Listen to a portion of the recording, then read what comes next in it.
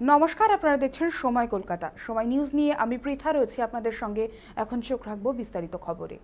এবার বারুইপুর কাণ্ডে তদন্তে অগ্রগতি। বারুইপুরের সূর্যপুরে নাবালিকাকে ধর্ষণ ও খুনের ঘটনায় আরও এক ধাপ গুরুত্বপূর্ণ পদক্ষেপ। মামলার অন্যতম ৩ অভিযুক্ত আনন্দ, দিবাকর ও কবিরকে নিয়ে ঘটনাস্থলে পুনর্নির্মাণ করল বারুইপুর থানার পুলিশ। আরও বিস্তারিত জানবো, সরাসরি রয়েছেন আমাদের প্রতিনিধি জাহেদ মিস্ত্রি।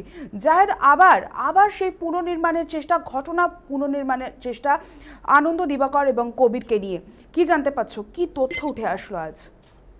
একেবারেই দেখো, আজ সকালে কিন্তু এই তিনজনকে নিয়ে বারুইপুর থানার পুলিশ এবং সেই সঙ্গে সিআইডির যে তদন্তকারী টিম আছে, তাদের যে ফরেনসিক টিম আছে, সেই ফরেনসিক টিম তাদেরকে নিয়ে একেবারে যে ঘটনাস্থল, সেই ঘটনাস্থলে যান এবং ঘটনাস্থলে গিয়ে পুনর্নির্মাণ করেন।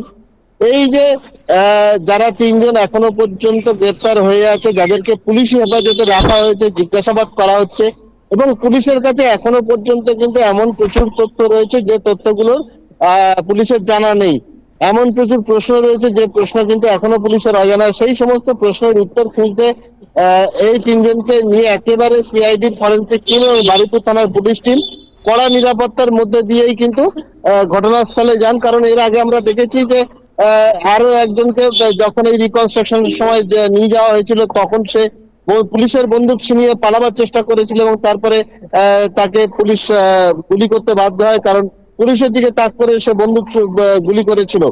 এই ঘটনা যাতে আবার না ঘটে, সেই জন্য কিন্তু পুলিশ যথেষ্ট পরিমাণে যে তারা নিরাপত্তা ব্যবস্থা বাড়িয়েছে। প্রচুর পরিমাণে পুলিশি নিরাপত্তার মধ্যে দিয়েই কিন্তু এই তিনজনকে আবার রিকনস্ট্রাকশন যে ঘটনা, সেই ঘটনাস্থলে নিয়ে যায় এবং সেখানে পুনর্নির্মাণ হয়, নমুনা সংগ্রহ হয় এবং তাদেরকে জিজ্ঞাসাবাদ করা হয়। জিজ্ঞাসাবাদের পর আবার তাদেরকে বারুইপুর থানায় নিয়ে আসা হয় এবং সিআইডি টিমের যে ফরেনসিক টিম ছিল, সেই ফরেনসিক টিমের পক্ষ থেকে কিন্তু সেখানে প্রচুর তাদের যা জিজ্ঞাসা সেগুলো কথা বলে এবং যে নমুনা, সেই নমুনা সংগ্রহ করা হয় বলেই কিন্তু জানা যাচ্ছে।